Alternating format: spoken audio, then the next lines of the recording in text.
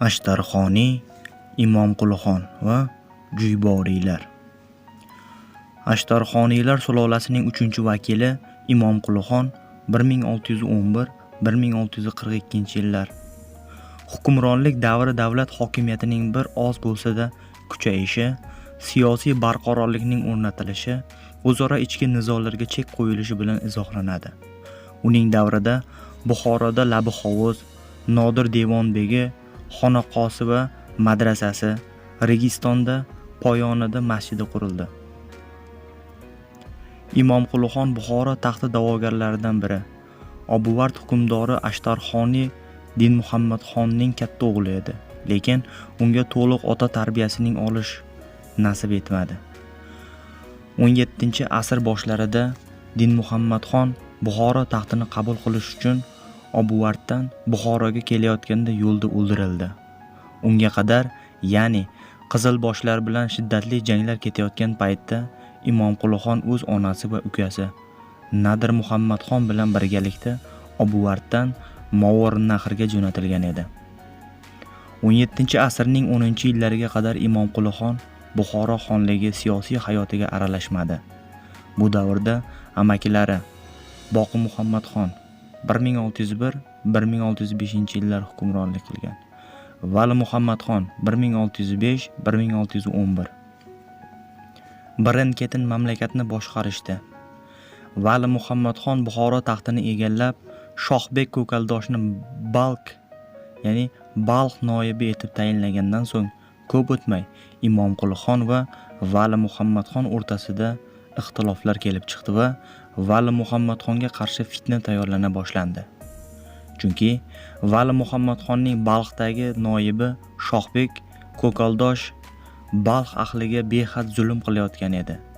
Fitnadan xabar topgan Vali Muhammadxon Eron podshosi Shoh Abbos huzuriga shoshildi va undan harbiy madad olib, jiyani Imomqulixonga qarshi ot surdi. Amakisining Qizilboshlar bilan til biriktirilganligini eshitgan Imomqulixon juda xafa bo'ldi va din peshvosi Xo'ja Hoshimiy ruhiy madadiga suyanishni afzal ko'rdi. Vali Muhammadxon bilan Imomqulixon o'rtasida bo'lib o'tgan janglarda Vali Muhammadxon mag'lub bo'lib asirga tushdi. Uni Imomqulixon oldiga olib kelishdi va Imomqulixonning buyrug'i bilan kallasi tanasidan judo qilindi.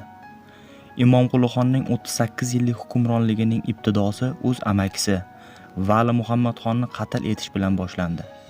Bu voqea 1611-yilda sodir bo'ldi. Imomqulixon o'z siyosatini o'rta asrlar uchun an'anaviy bo'lgan o'zga hududlarni bosib olib, mamlakat chegaralarini kengaytirishdan boshladi. 1613-yildagi Toshkent voqealari bunga misoldir. Toshkent voqealari Imomqulixon siyosatidagi xunrezlik va istibdodning eng yuqori pog'onasi bo'ldi. Shimolda yashovchi qozoqlar, qalmiqlar shu yili Movarounnahr hududlariga, jumladan Toshkentga hujum qilishdi. Imomqulixon qozoqlar va qalmiqlarga qarshi ot surib, ularni Movarounnahrdan quvib chiqarishga muvaffaq bo'ldi. Zafar quchgan Imomqulixon o'z o'g'li Iskandarxonni Toshkentga hokim etib tayinlaydi. Iskandarxonning Toshkent aholisiga o'tkazgan zulmi zo'ravonliklari soliqlar miqdorini oshirishi yalpi noroziliklarni keltirib chiqardi va Iskandarxon o'ldirildi. Bu mash'um xabar Imomqulixonga borib yetgach, u Balxga o'z ukasi Nadir Muhammadxonga maktub yozib, uni bu voqeadan ogoh etdi. So'ngra katta qo'shin hamrohligida Toshkentga yo'l oldi. Nadir Muhammadxon ham akasiga yordam berish uchun Toshkentga yuzlandi. Aka-ukalar qo'shini birlashib bir oy mobaynida Toshkentni qamal qilib turdi. Shahar darvozalaridan biri yondirib yuborildi va Imomqulixon lashkarlari Toshkentga kirib, qirg'in boshlashdi. Yoshi qari baravar tig'dan o'tkazildi. Qirg'in shu darajaga borib yetdiki, mazlumlar faryodiga dosh bera olmagan Imomqulixon lashkar boshilari qon to'kish mislsiz tus olganligini tan olib, Imomqulixonga qirg'inni to'xtatishni maslahat berdi. Imomqulixon bunga javoban shunday dedi: "O'g'limning xuni uchun Toshkent aholisining qoni otimning uzangisiga yetmagunicha qirg'inni to'xtatmayman", deb qasam ichganman. Lashkarboshilar xonni bu yo'ldan qaytarishning boshqa chorasini topishdi. Ular faqih, qonunshunoslarga murojaat qilishdi. Faqihlar esa Imomquli xonni ota suvi uzguniga yetadigan hovuzga kirishi va hovuz suviga qatl etilgan odamlar qoni aralashtirilishini to'g'risida fatvo chiqarishdi. Imomquli xon shunday qilgach, g'azabi pasaydi va qirg'inni to'xtatdi. Mamlakat hududlarini kengaytirib, boshqaruv tizimini qo'lga olgan Imomquli xon ichki ahvoli yaxshilashga e'tibor qaratdi. Ba'zi u kechqurunlari kiyimini o'zgartirib, shahar aylanishga chiqardi va shu yo'l bilan haqiqiy ahvolni anglashga, mavjud qusurlarni bartaraf qilishga harakat qilardi. Uning tabiatida ilm ahliga, darveshlarga moyillik ham mavjud edi. U olimlar, shoirlar, darvishlar, o'z zamonasining ulug'lari suhbatini yaxshi ko'rgan. O'zi ham sufiyona she'rlar mashq qilgan. U ayniqsa Shayx Mavlono Yusuf Qorabog'iy suhbatlarini xush ko'rardi. Mavlono Yusuf Qorabog'iy Xorasondan Buxoroga kelib, bu yerda Mulloi Nav taxallusi bilan mashhur bo'lgan Mirzojon Sheroziyga murid bo'ladi va Imomquli xon davrida tariqatda kamolotga erishadi. 1643-yilda vafot etib, Buxoro atrofidagi Safidmo'y qishlog'ida dafn qilinadi. Shoirlardan Turobiy va Nahliga Imomquli xonning hurmati baland edi. Shoir Nahli Imomquli xonga bag'ishlab madhiya yozadi va buning evaziga uning moddiy muruvvatlaridan bahramand bo'ladi. Imomquli xon faoliyatida jo'ybor xo'jalariga munosabat alohida o'rin tutardi. U bu xonadon ijtimoiy salohiyatini hisobga olgan holda xonadon vakillari bilan yaxshi aloqa o'rnatadi. O'z singlisini jo'ybor xo'jalari vakili Xo'ja Tojiddinga 1574-1646 nikohlab berib, xon saltanati mavqeini mustahkamlashga harakat qildi. O'z navbatida Xo'ja Tojiddin iltimoslarini ham yerda qoldirmasdi.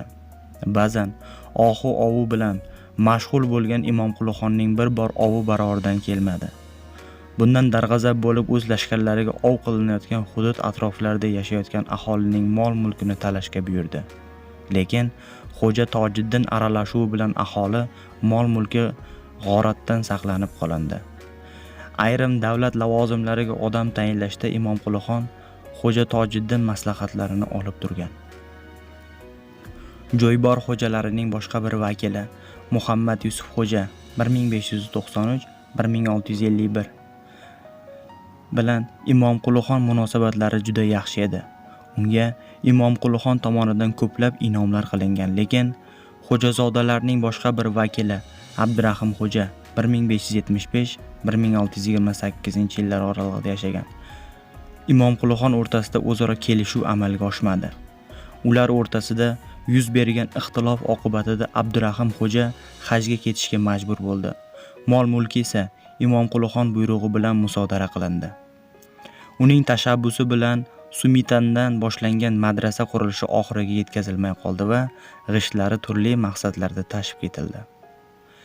Imomquli xon o'z hukmronligining oxirgi yillarida ko'z og'rig'i kasaliga chalindi. Tabiblar ham uning bu dardiga shifo topisha olmadi. Oxir-oqibat u ojiz bo'lib qoldi. Buxoro taxtidan voz kechdi va ukasi Nadir Muhammad xonni Balxdan Buxoroga taklif qilib, uni taxtga o'tkazdi. O'zi esa Kabatullohga hajga ketdi. Umrining qolgan qismini Madinada o'tkazdi va shu yerda vafot etdi. Tarixchi Muhammad Yusuf Munshi Imomquli xon hukmronlik davriga quyidagicha baho bergan edi. Imomquli xon oyoqlari davlat uzangisida bo'lgan paytda uning tasarrufidagi biror joyda na Balxda, na Buxoroda isyon va tartibsizliklar bo'ldi. Shu tarixchi Imomquli xon davrini Temuriy Sulton Husayn davriga qiyos qiladi. Ushbu maqolani Buxoro davlat universiteti professori Xalim To'rayev tayyorladi. Ushbu maqola Telegramdan Kvazar kanalidan olindi. Maqolani Sardor Jabborov o'qib berdi.